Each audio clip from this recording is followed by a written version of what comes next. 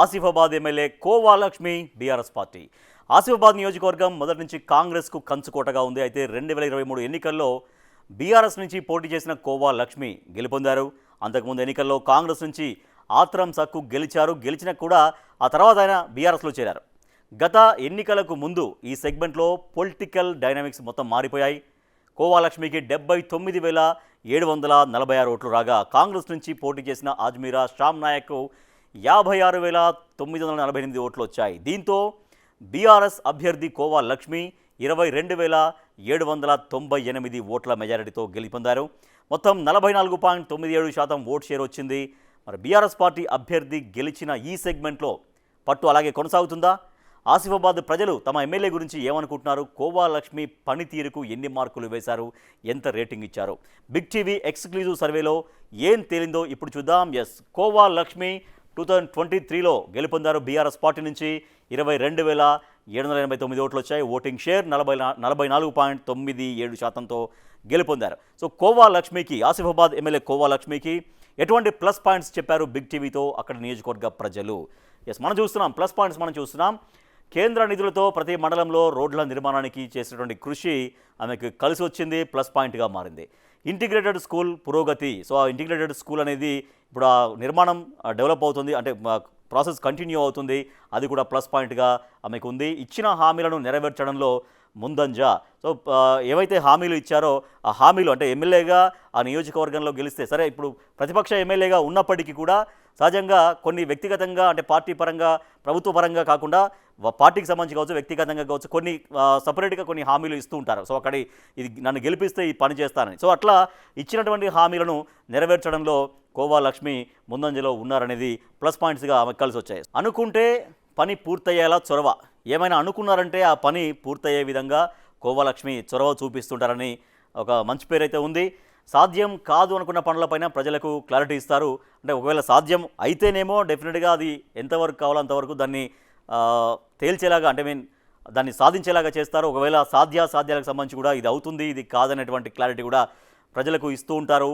ఎక్కువగా నానబెట్టరు అనేది ఒక ప్లస్ పాయింట్ ఉంది. కోవా లక్ష్మి నిజాయితీతో ప్రజల్లో ఆమెకు గౌరవం కూడా ఉంది. సో ఆమె చాలా నిజాయితీగా ఉంటారు. ఏం చేసినా ఏం మాట్లాడినా కూడా జెన్యూనిటీ ఉంటుంది. కాబట్టి ప్రజలకు సహజంగానే ఒక రకమైనటువంటి ఒక పాజిటివ్ ఒపీనియన్ ఉంటుంది. సో అది కూడా కోవా లక్ష్మి నిజాయితీ కూడా ఆమెకు ప్లస్ పాయింట్గా మనకు కనిపిస్తోంది. ప్రజలకు ఎల్లప్పుడూ అందుబాటులో ఉండడం, అపాయింట్మెంట్ లేకపోయినా కూడా కలిసేలా ఏర్పాటు, స్కూళ్ళు హాస్టల్స్లో రెగ్యులర్గా తనిఖీలు. ప్రజలకు ఎక్కువగా అందుబాటులో ఉంటారు. తర్వాత అపాయింట్మెంట్ ఏం అవసరం లేదు, అపాయింట్మెంట్ లేకుండా కూడా వెళ్ళొచ్చు, కలవచ్చు, ఎవరైనా కూడా ఎమ్మెల్యే దగ్గరికి వెళ్ళొచ్చు, వాళ్ళ సమస్యలు చెప్పుకోవచ్చు. సో ఆ సమస్యలను తీర్చే ప్రయత్నం అయితే కోవా లక్ష్మి చేస్తూ ఉంటుంది. తన ఎంతవరకు తనకు సాధ్యమవుతుందో అంతవరకు ప్రయత్నం చేస్తుంటుంది. అందరూ కూడా అపాయింట్మెంట్ లేకుండా కూడా కలిసేలాగా ఉంటుందనేది ఒకటి. అలాగే స్కూళ్ళు హాస్టల్స్లో రెగ్యులర్గా తనిఖీలు కూడా చేస్తూ ఉంటారు కోవా లక్ష్మి అనేది కూడా ప్లస్ పాయింట్స్గా మనం చూస్తూ ఉన్నాం. బిగ్ టీవీతో అక్కడ జనం చెప్పినటువంటి మాటలు ఇవన్నీ కూడా. సో నెక్స్ట్, ఎమ్మెల్యే కోవా లక్ష్మికి క్యాడర్ నుంచి సపోర్ట్ ఉంది. అది కూడా పార్టీ పరంగా కూడా ఒక ప్లస్ పాయింట్గా చూడొచ్చు. క్యాడర్ కూడా ఆర్థిక సహాయాలు, తోచినంత ఆర్థిక సహాయాలు కూడా క్యాడర్కు అందిస్తూ ఉంటారు కోవా లక్ష్మి అనేది. ఇవన్నీ కూడా plus points. So minus points ఏంటి? బిగ్ టీవీ సర్వేలో అక్కడి జనం ఏం చెప్పారు కోవా లక్ష్మికి సంబంధించినటువంటి మైనస్ పాయింట్స్ మనం చూస్తున్నాం.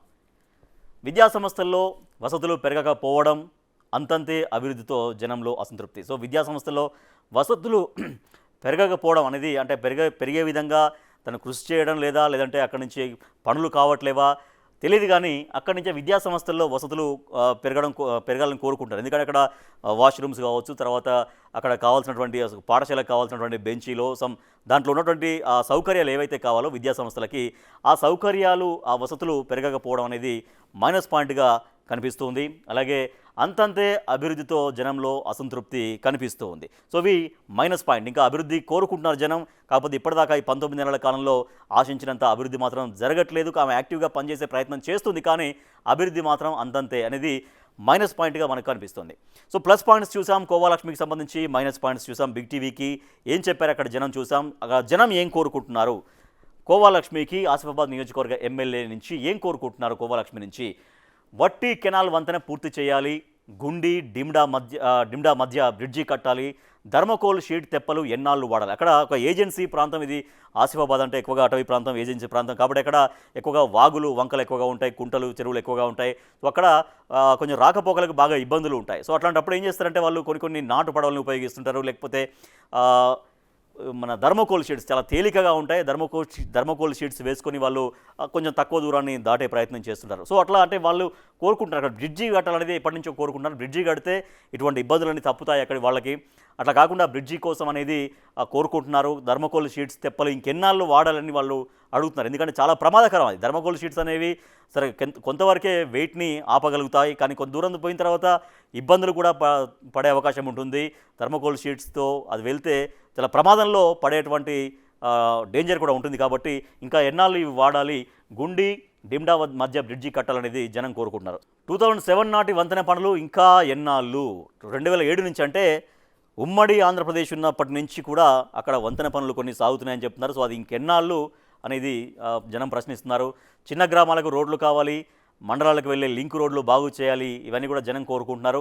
తాగునీటి సమస్య తీర్చాలి, ఏజెన్సీలో డాక్టర్ల కొరత తీర్చాలి. ఏజెన్సీలో డాక్టర్లు అనేది చాలా ఇంపార్టెంట్. ఎందుకంటే ఏజెన్సీలో సహజంగా కొంచెం అటవీ పైన అడవితో సంబంధం ఉన్నటువంటి వాళ్ళు ఉంటారు కాబట్టి సో అక్కడ ఏజెన్సీ ప్రాంతంలో సహజంగా ఏమైనా అంటే వాళ్ళు స్త్రీలకు కానీ లేకపోతే పురుషులకు కానీ ఎటువంటి వైద్య సహాయం కావాలన్నా కూడా చాలా ఇబ్బంది పడేటువంటి అవకాశం ఉంటుంది.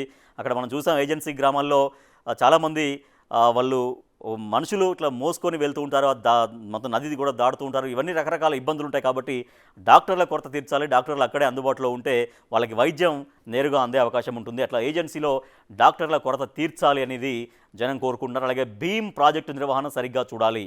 ఆ ప్రాజెక్టు నిర్వహణ సరిగ్గా లేకపోవడంతో కూడా అనేక సమస్యలు వస్తున్నాయి. కాబట్టి ప్రాజెక్టు ఎవరైతే అక్కడ పర్యవేక్షిస్తున్నారో ఆ అధికార యంత్రాంగాన్ని అప్రమత్తం చేయాలి. ఆ భీమ్ ప్రాజెక్టుని సరిగ్గా నిర్వహణ చేయగలిగితే కొంచెం వాళ్ళకు అనుకున్నటువంటి అవసరాలు తీరుతాయి. సో జనం కోరుకుంటారు ఇవన్నీ. నెక్స్ట్, అసంపూర్తిగా ఉన్న కాలువల్ని పూర్తి చేయాలి. కాలువలు చాలా వరకు అసంపూర్తిగా తవ్వి వదిలేశారు. సో దాంతో కాలువలు మళ్ళీ అక్కడ పూడిపోతూ ఉన్నాయి. సో వాటిని పూర్తి చేయాలనేది జనం కోరుకుంటున్నారు.